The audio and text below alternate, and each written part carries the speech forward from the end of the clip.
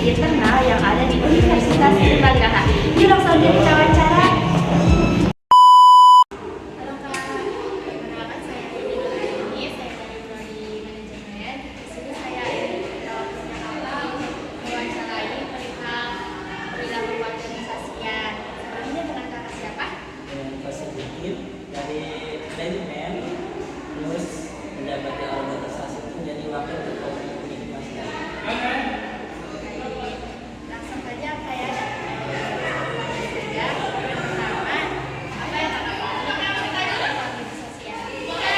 Jadi berlaku organisasi itu nggak bisa dilakukan kalau seseorang atau kelompok di dalam organisasi itu baik itu berupa positif ataupun negatif, pada akhirnya berdampak pada si organisasi itu sendiri. Selanjutnya Kak, menurut Kakak bagaimana sih perilaku organisasi itu dapat mempengaruhi kinerja organisasi? Jadi yang dapat pengaruhi organisasi itu kembali lagi ya, bisa terjadi secara individu maupun kelompok, yang untuk perilakunya berupa sikap positif atau negatif. Ya, jadi sama aja kayak poin tadi. Jadi perilaku di individu atau kelompok di dalam organisasi itu pasti berpengaruh.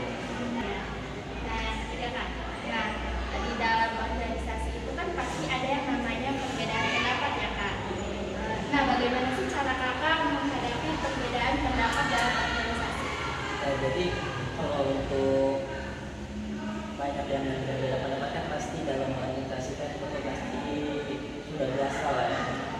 Jadi untuk mengambil keputusan kalau berbeda pendapat itu, ya pertama pastinya mendengarkan dahulu ya semua orang yang berpendapat, lalu mencari poin-poin yang sama lah sehingga ada keputusan yang bisa disepakati secara bersama. Nah, di dalam organisasi itu kan ada yang namanya tim ya. Nah, bagaimana cara Kakak menanggapi masalah yang timbul dalam tim Kakak? Kalau yang pertama itu jadi mencari penyebab masalah terlebih dahulu, terus lalu kita cari solusi, jadi cari benang merahnya agar masalah di dalam organisasi ini bisa terpecahkan. Ya. Selanjutnya Kak, bagaimana cara Kakak menilai kepuasan kerja dalam suatu organisasi? Melihat kepuasan kerja itu pasti sebelumnya ada realistis target-target yang harus dikerjakan, program kerja atau bisa juga ada cara ya wawancara secara individu dan juga bisa melihat dari absensi. Jadi kita melihat setiap individu ini melakukan kinerjanya dengan benar atau tidak.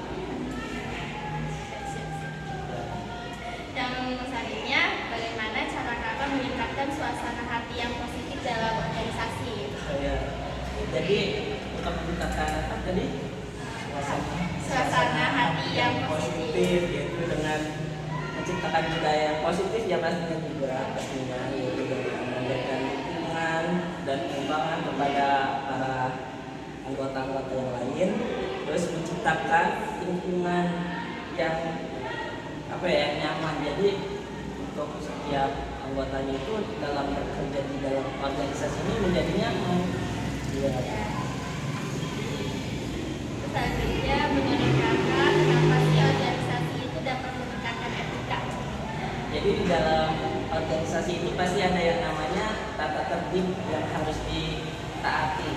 Pastinya tata tertib itu ke arah yang baik dan ke arah yang buruk seperti jaga tepat waktu atau lainnya, sehingga itu jadi habit buat anggotanya untuk berperilaku atau beretika. Dan yang selanjutnya, bagaimana Kakak menunjukkan kejujuran dalam organisasi? Menunjukkan kejujuran itu kita selalu dalam berbicara itu atau dalam masalah dalam organisasi kita harus transparan, itu terus selalu berkata jujur dan selalu menepati janjinya. Kalau kita mau begini, nanti gini, pasti harus ditepati janjinya gitu. Sesuai omongannya kan? Ya, jadi sesuai omongan yang kakak ucapin, tapi kalau tidak dijalankan pasti si anggota ini pasti ya berprasangka buruk lagi. Bagaimana kakak mengambil keputusan yang di dalam keputusan itu memerlukan analisis dan evaluasi yang lebih detail? Untuk mengambil keputusan yang lebih detail. Ya, yang di dalamnya itu memerlukan analisis dulu kak. Ya, jadi untuk menentukan itu ya kita harus mengumpulkan data sebanyak mungkin agar lebih mudah lagi untuk menentukan keputusannya. Itu mungkin salah satunya mungkin kita sudah biasa dengar itu dengan menggunakan analisis SWOT. Jadi kita dalam mencari masalah itu gampang, ini masalahnya ini nanti, tapi ada kelemahan, ada kelebihan. Jadi kita strategi perumahan ini nanti dibagi dari juga pakai strategi ini. Ya. Nah, bagaimana cara kakak menggunakan data dalam pengambilan keputusan?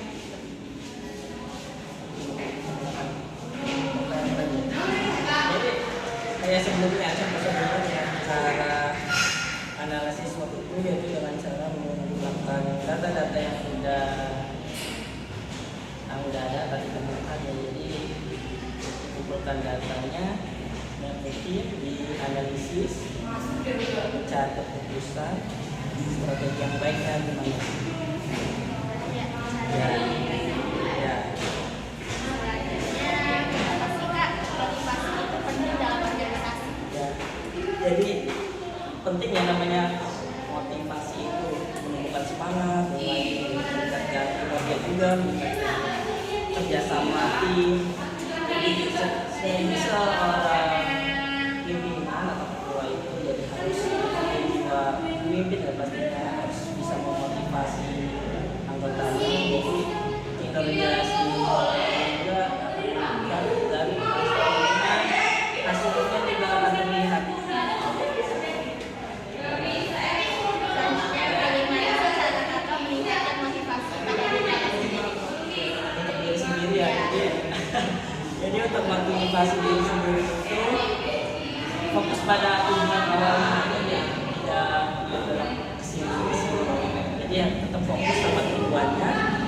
Itu ya gitu dan meyakini bahwa bisa. Terus bagaimana cara kakak menerapkan motivasi itu dalam organisasi? Kalau kakak sendiri untuk menerapkan motivasi itu langsung diutarakan secara individual, secara personal, atau bisa dilakukan secara rutin. Jadi dikumpulkan dulu besok seperti ini atau mungkin kita dikasih motivasi agar semangat, jadi kinerjanya bersama meningkat.